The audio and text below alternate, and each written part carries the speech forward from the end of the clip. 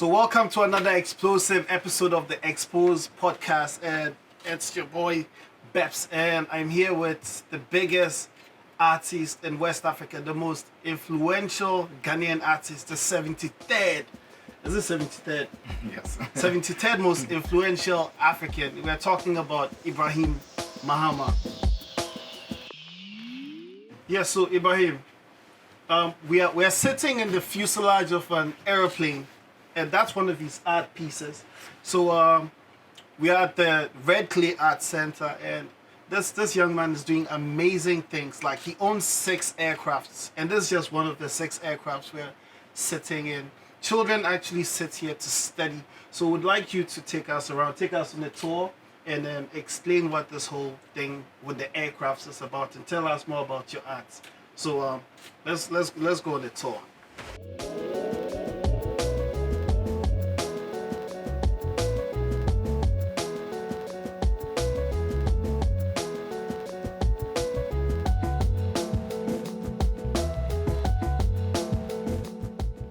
Yeah, so Ibrahim, tell us about yourself. Like, a lot of people have heard about you. A lot of people confuse you with the brother of Mahama. I know you've had that a lot. Yes. Yes, so tell us about Ibrahim Mahama. Are you related to the Mahamas, or it's just a different family altogether? Tell us about yourself. No, I'm not related to him in any way, but Yeah. I was born here in Tamale Okay. in 1987. 87. But I wasn't raised here. Yeah, I was okay. raised in Accra. So Okay. I think in the late 80s, like 89, we moved to Accra, and I've been there ever since. I studied at Pope John Secondary School Okay. in Koforidua. Then later on in 2006, enrolled at Tech to do the fine arts program in painting and sculpture. So Okay. between 2006 till date, I did various degree programs there, BFA, MFA, and a PhD. Wow. Oh, you're actually a PhD holder. Soon to be, because Soon of to be. COVID, so everything has been on Okay, hold, that's but soon to be, interesting. yeah. So would ask you a lot of questions based off of the little introduction you've given. So can you take us around and show us the place and tell us more about each of the pieces of arts? Okay. Yeah. So I actually started working on building this place in 2015, but I 2015. bought the land here in 2014. Okay. I had then started building SECA Yeah. in town Okay. at That's 4. for yeah. Yeah. And my sister told me about this land they were selling here, which at the time it was only 2.5 acres, which I bought. But now I currently own up more than 100 acres in the area. 100. Yes, from Okay. 2.5. Because I thought I was just going to build a house or a studio to live in, but later on I realized that it could actually be a much more ambitious project, Wow. something that could inspire the community and also people in the northern region. Yeah. So I started, and I was not inspired only to build buildings, but also to collect. I like, as a child I wanted to be a pilot. Yeah. But since I didn't become a pilot, and I also Yeah. have an interest in like machines and aircraft and all that, I thought these aircraft could become inspirational objects within the landscape for Okay. teaching kids Okay. and all that. So I decided to collect these aircraft and bring them to Tamale. Wow. So can you just show us around the aircrafts and tell us Yeah. the story behind each of them? Yeah. So this particular aircraft is it's an Antonov, Yeah. and it means that it was made in like Eastern Europe, so Okay. in Poland or in Russia. Okay. And this is a Polish aircraft which was made in 1987, but it's actually modeled after the Second World War aircraft. Okay. So it has this pistol engine in front, one single engine, and the body is actually made of tin and fiber, just like cloth. And Yes, just like yes. the tin that they use in making tin tomatoes or ideal milk or whatever.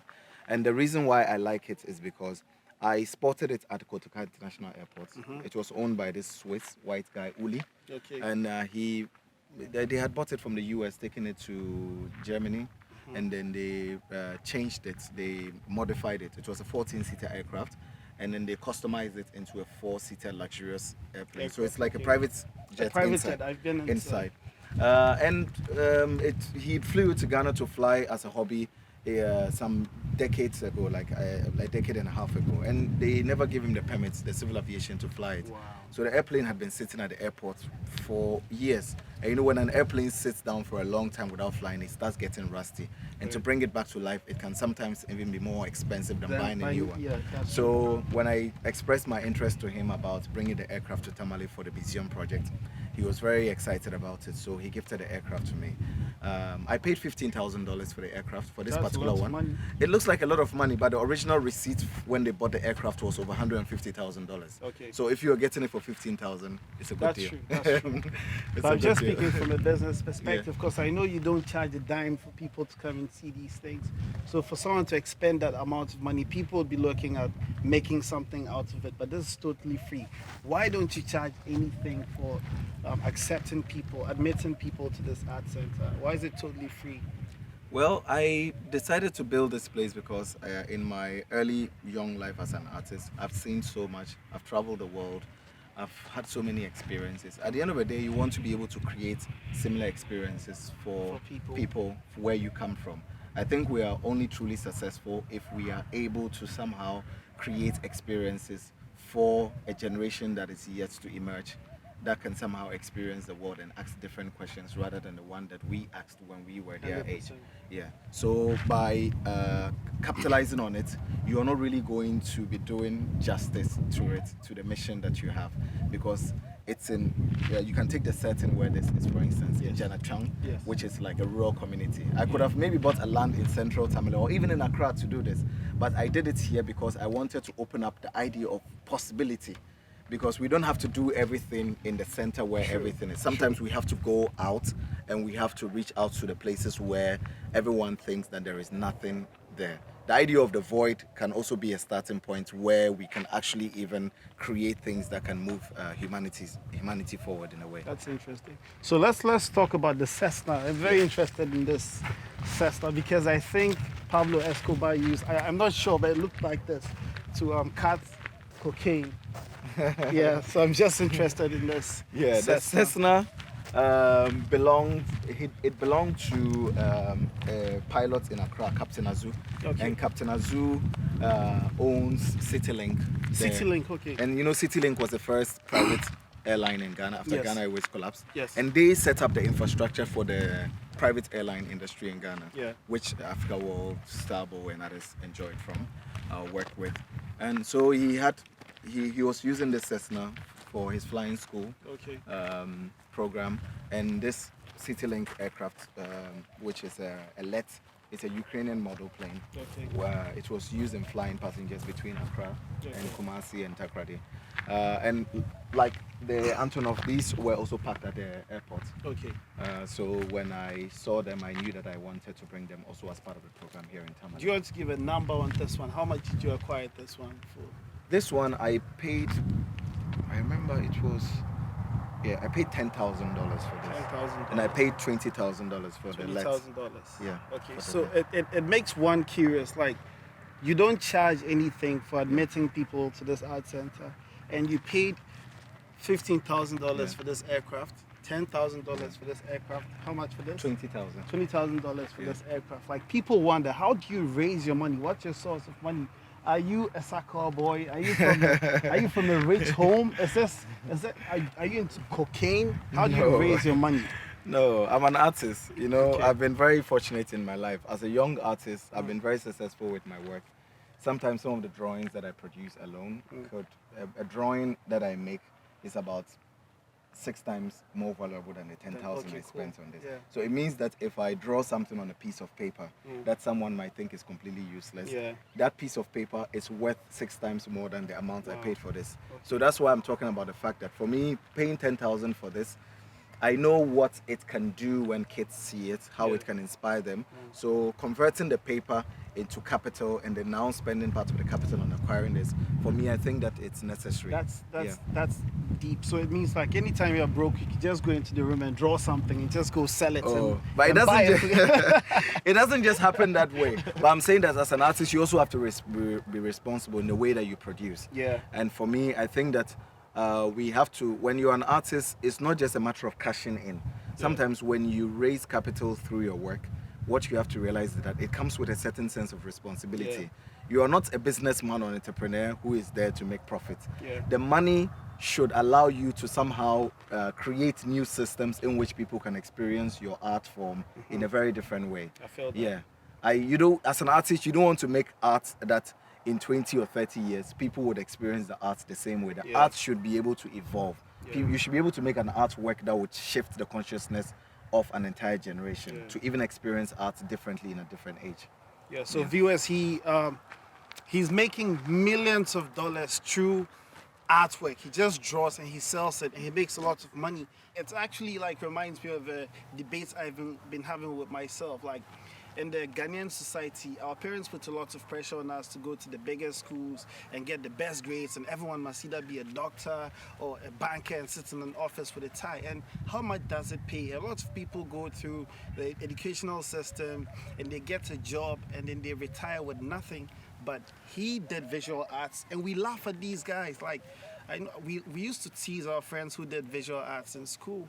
So do you want to talk about that? Like, have you had any experience with people laughing at you and talking down you because you did visual arts? And what do you think we could do to change the perspective on how people view such kind of fields of study?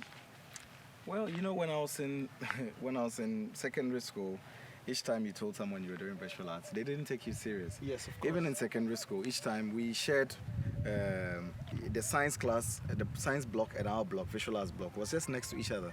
And the interesting thing was that each time they brought books to the school, and the library was in between us, the bookshop.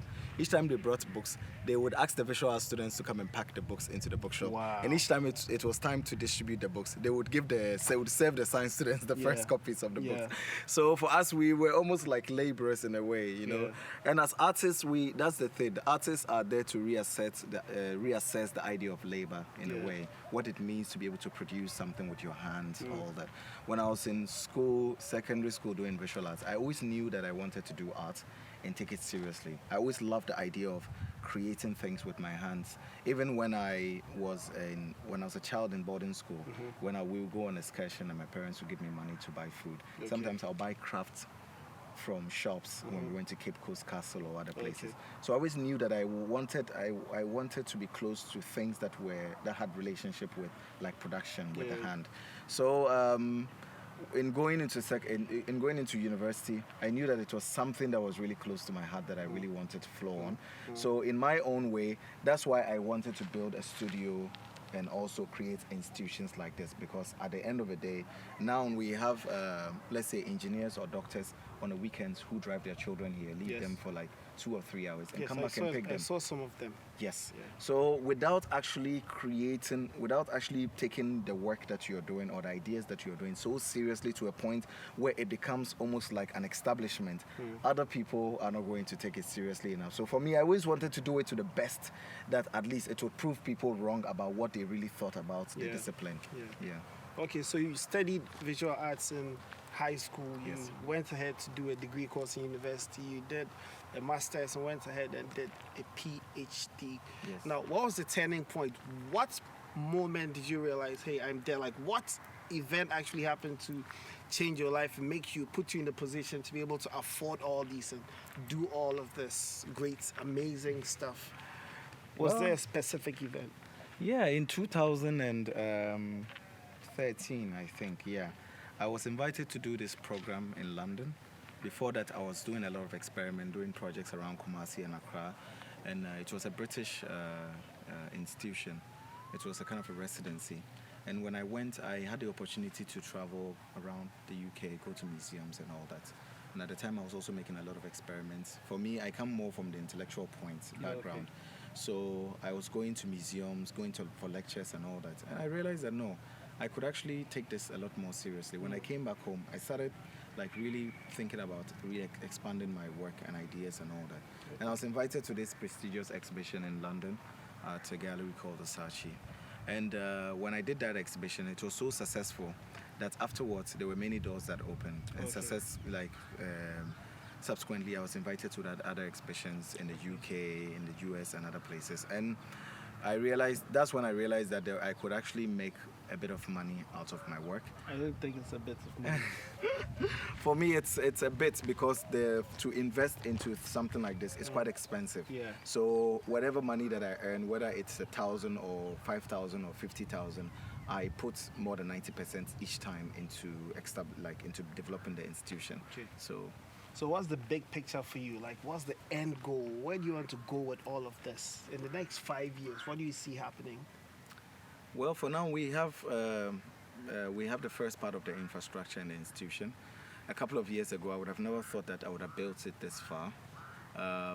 Where I'm thinking about building new series of institutions like a museum that would actually house the collection of all the works that I've produced in my 80-year span of working actively as an artist. Yeah. I'm also thinking about building like a school which would train artists, architects, philosophers, thinkers from a very young age, from class 1 up until after university, master degree, PhD or whatever. Yeah. So I actually bought a lot of land here of 100 acres, which I'm actually thinking about building an art school, independent art school, architectural school, whatever. So in the long run, we are going to have like very different things. We're going to have schools, we're going to have like small communities where people can actually come and stay, social centers. We're going to have like a botanical garden. Yeah. We're going to have like a social like center. So a lot of different things. A place where you can even just come and spend a couple of days actually not just learning but also forming new relations with other people. That's huge. Yeah. There are just 2 people in the world I've had doing such a thing, and the first person is you, the second person is Kanye West. So you're on that level. Well, Yeah, so I'm interested in the LEDs. Let's go and have a look Yes. at the LEDs. Can we open it and Yes. see how it actually looks on the inside? Yes, we can. You know, when when we bought the aircraft, that was not the easiest part. That was not the difficult part. The most difficult part was actually taking them apart Okay. and bringing them to Tamale, Transporting, yes. and then putting them back together again. Okay. So in the 6 aircraft, I spent $110,000 in buying them, Wow. and to take them apart, get police escort, blah blah blah, put them back together. It cost about $250,000 actually to get these 6 aircrafts here, because we had to put air conditioning on them and all that to make them active. That's like Yeah. a Ferrari 488. A young person, another young person will just buy a Ferrari with it and show Actually. off, you know. Okay, so here we go. So viewers, we're in the cockpit of one of the aircrafts, and today I'm a pilot. My name is Flight Lieutenant Beps. So we are proudly sponsored by Alahaberry, the #1 online shopping website in Tamale, and also the Savannah Center for Contemporary Arts. So let's get back into the interview. Let's get a bit personal. You're obviously very successful. You're young. You're handsome. Are you married? What? Tell us more about your love life. Well, I'm playing like that, you know. Tell us about your love life. Are you seeing someone? Are you married? Is there a special someone? well, I'm not married at the moment, but for now, I think I am. Yeah, I was in a relationship for a very long time, Okay.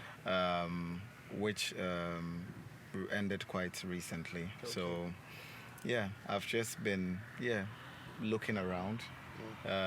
There's someone that I've been speaking to recently. Okay. That I'm somehow hopeful that something comes of it. Yeah. So for now, I don't know. For now, I'm just concentrating on my work actually, Okay. because there's so much for me to do, and for some reason, I've been very glued to my work for quite a long time, Okay. you know, and that's what's really gotten me this far. So I'm hoping that at least at some point I'll be able to make a leap beyond this and be able to start a family. Yeah. Okay.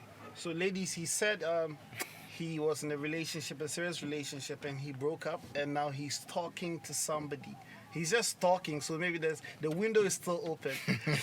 So look sharp. Hey, Jonathan Pa. So look sharp. So you're doing all of this amazing work by yourself, right? And you're not taking any money from the public from it. How would you want people to support you? What do you think we could do to support you? Well, I think that there are a lot of brilliant people living in the city and outside the city. When we started the program here, we've been focusing on education, things like that. So if there are people who have ideas to contribute to the institution in terms of growth and development, it's all welcome. And also we just need people to support the institution by sharing word on it. Yeah, Okay. people should visit the institution. Okay. We have an archive, we have a parliament people can come and use for meetings, debates, and all that. There's also a cinema hall that we're working on, hoping that in the future we could do film screenings for the Dagbani film industry. We could Okay. open a couple of cinemas around the city, which could influence also the Dagbani film culture. People go into the cinema to go and watch films. And I think once we reactivate spaces like this, it will also influence us with regards to stories that we tell. Because, you know, we come from a culture of storytelling, but it's not been very active. Yeah, of course, if you go to the villages, people sit by the fireside and tell stories. When there are festivals, there are folklore stories that emerge. But to be able to make it something as part of like popular culture in a way that we could all just, like as friends, we could go to the cinema as maybe it exists in Kumasi or Accra. We Tamale or the North is the only place that we have as Northerners. So we really 100%. have to struggle hard to create things that can somehow inspire other people to want to stay here and also contribute to its development in the future. Yeah. That's deep. So I know a lot of parents are watching, right?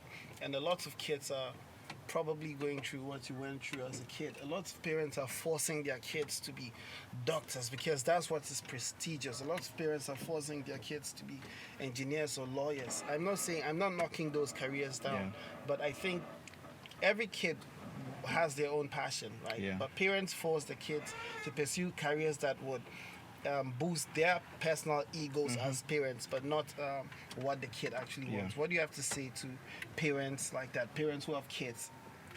Well, I think that parents should be a bit patient. They should listen to their children in terms of what they want to do and what they want to achieve. And they should just give them time to grow. Because at the end of the day, for me, for instance, I knew that I wanted to do something with my hands, but in the beginning, I was not so sure whether I wanted to be an artist. But when I went to secondary school and I started doing art, and I realized that it really made me happy. My parents were really supportive of it. They didn't say, "Oh, no, because you're doing art, we don't support." Even if you don't understand you don't like what your children are doing, you should try to understand it from their viewpoint and see just support them to see how far they take it and what they make of it. And it's not always, you can't always quantify a subject by how much money. So for instance, I did visual art. I never really imagined that I could make paintings or big installations that could sell for, let's say, 200,000 or 500,000. Yeah. And I never imagined that I would reuse those monies to build spaces like this in this space. So it's time, and it's sometimes through meeting people, younger people like yourself, traveling, meeting other people, older, falling into crisis, things like all that would shape human beings and inspire them to do things that we would have never imagined a couple of years ago. So for me, I think it's just a matter of time. People should be open enough to just allow their children to explore. You just mentioned selling paintings for $200,000 and over. What's the highest amount you've sold a painting for, or a piece of art? Well, a couple of years ago, there was a work that I produced. It was called a non-orientable in cancer. I didn't get that. Non-orientable in cancer. Non-orientable. It was these shoemaker boxes, pieces of it. I think I've seen it. Yeah. So the work was sold to different institutions. One went to the National Gallery of Canada, and one went to a museum in Miami, and there is a third one which is in London. And the work in its total value was around $1 million, but sold to different institutions. And I also have a part of the work here in Tamale, a major part of the work, which is just sitting in storage. So thinking that once the institution grows to a point, the work will be installed permanently. So Okay. it becomes a reality as part of children. So here. you sold one piece of art for the gross Yes. total of $1 million. Yes. It makes me curious. How much money do you have? What's your net worth? I don't have a net worth. You're dodgy. Oh no, I don't, because as an artist, I'm not really. For me, it's not about the money. Yeah, it's but about for the us, conversion. it's about how much money you have. We need I to don't- know. No, it would serve as inspiration to kids. I know, but Kids would want to know. But that's the difficult thing about me, Yeah. that I physically don't have money in the bank. Okay. Because I spend all the money that I have in building things like this. Because for me, this is where my life's work is. Okay. I'm converting the money I have into building spaces like this, so it creates a different sense of wealth. Okay. Yeah, when I don't, for me, I don't have money sitting in the bank for a long time. Like when I bought the silo, last year. I spent almost 100,000 euros buying it. Okay. At the time when I did not even have money, but when I managed to raise money, I put it immediately into it to save the building and to renovate it, which we're going to open an exhibition in soon. So for me, it's very important, the idea of people not really thinking about money that they can save in a bank, but how they can use the money that they have, no matter how much it is, to somehow create new systems that would empower other people or inspire other people to go on and do other things. Okay, so roughly, how much money have you expended on putting up projects like this, like buying the silo? That's for like 100,000 euros. I know, like renovating it will cost maybe a lot more. You bought planes almost up to $500,000. Putting up this whole organization, this whole institution would cost a lot of money as well. How much money have you spent in all in like putting up your works of? In Tamale, I think I've spent over 2 million euros. 2 million euros, okay. Yeah, actually, over the last 6 years. Yeah. Okay. So at the end, it's not so much money, you see. 2 million euros. Not too much money. It's not so much because Take me make a shot. because it's today you spend 100,000, tomorrow you spend 50,000, things like that, and the money doesn't just come at one go. And as an artist, also one thing you have to learn, it's like football. You have an agent, like a gallery. So when you sell a work, let's say for 100,000, you don't get all the 100,000. Mostly you get half of the money as standard. And then after, like, they've deducted some things, taxes and like commissions and all that, maybe at the end the work was valued at 50,000, but the money that reached you was only 40,000. Okay. So imagine, let's say you've sold 10 works, so 40, that's how much? 400,000. Yeah. So you need bits and bits in order to accumulate, and then you can use that money to do something substantial. Okay. I get some paper for here. If you draw something, give me make I see something. You're very dirty. Draw something for me, make I see something. Okay, so how do you have fun? Like you've made a lot of money through art, and you always put it back into art. What are your guilty pleasures? Do you have passions for things like cars, clothes? What do you do for fun? One would like to know. I don't really have guilty pleasures, honestly. I guess for me, one of the initial guilty pleasures was buying these aircraft. Okay. Because as a child, I was always fascinated by these machines, airplanes and all that. And when I started working on these projects here, I wanted to bring some old airplanes and trains from the south, from Accra, Secondary, other places. The trains I'm still negotiating, but the airplanes, I was trying to get the government old airplanes, but for political reasons I couldn't get. So I went private, and then I was able to get these airplanes and then get them here. I'm a very simple person. I'm not excited by many things, you know. For me, I like to take life easy and take it quiet. I come from a family. My father, when we were growing up, he was a bit well-to-do, and he instilled that discipline into us of not being lavish, spending your money where you need to spend it, trying to make sure that the people around you also get to access your good life in a way. So for me, I would say that mostly I live for many people and for others. When I experience good things in the world or around me, I want to be able to translate that into something that other people can also experience in the way that I have experienced it. So for me, I think that's where my guilty pleasure is, to be able to do things, use the resources I have to do things that other people can get some sense of excitement from it. When we have kids coming here to have classes in the cockpit or to have classes in the airplane, and you are there, like taking them through lessons with my colleagues and photographing, taking stills, and I get really, really excited. There is some sense of fulfillment in it that even if someone gave you, let's say, $5 million, you would never have that excitement, you know. It's that idea that you know that there is, at a very young age, you've created something that already builds some sense of legacy. Because young people, the danger is that we always think that we're going to live forever. And we always think we have so much time in the world. But what if you died tomorrow? Like I remember you telling me about your friend who died of the liver problem at the age of 32. 33. Yeah, so imagine, you ask yourself, if you died at the age of 33, what would have been your legacy? Your footprint. Your footprint on this earth. Remember that Jesus died at the age of 32. Yeah, 33, 32. So imagine what he did in his lifetime, 2,000 years later. Yeah. So people still mention. So all those are very important. I Yeah, think that sure. young people really, really, really have to. And you don't. It mustn't be on a big scale like this. But I think it's about the will and the intentionality. Yeah. You knowing that your life is not just about you, but it's connected to many other people and many other things around the world. That whatever choices and decisions that you make will go a long way to reshape or to create another future which would not be what you would have expected it to be. Yeah.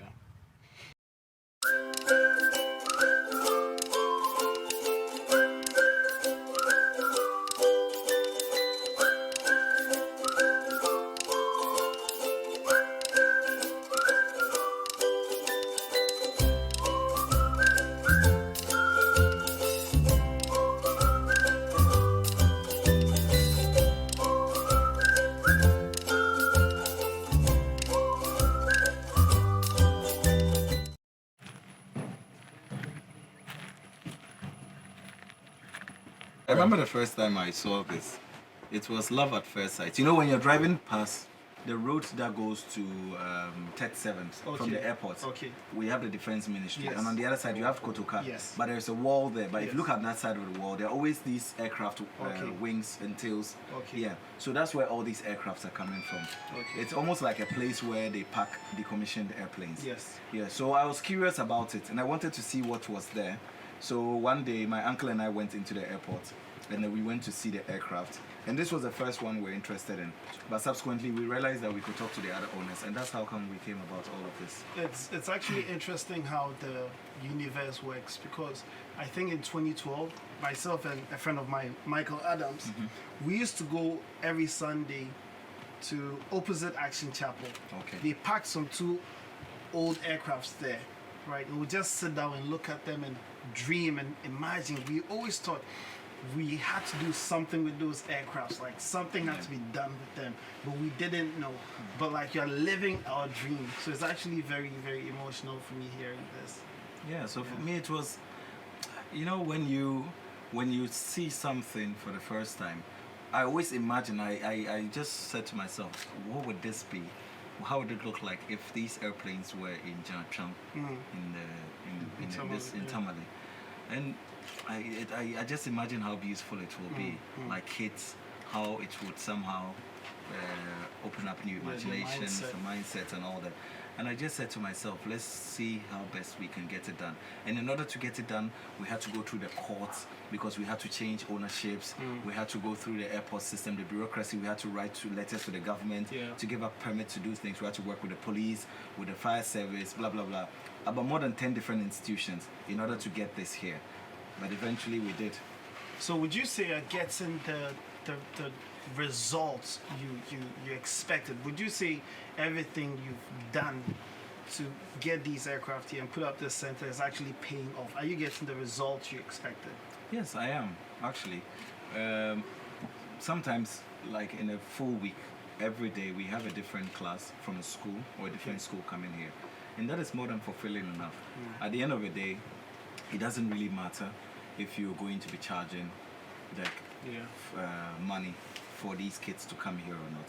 But me knowing that I'm not doing it for the money, and I've only opened the institution in order to somehow create a new sense of awakening within a generation that is emerging. For me, I think that is fantastic enough, and it will lead to other possibilities that would come in the future. I understand certain top people are even coming after you for not charging anything. They think it's not a smart idea because you're not getting any financial reward for it.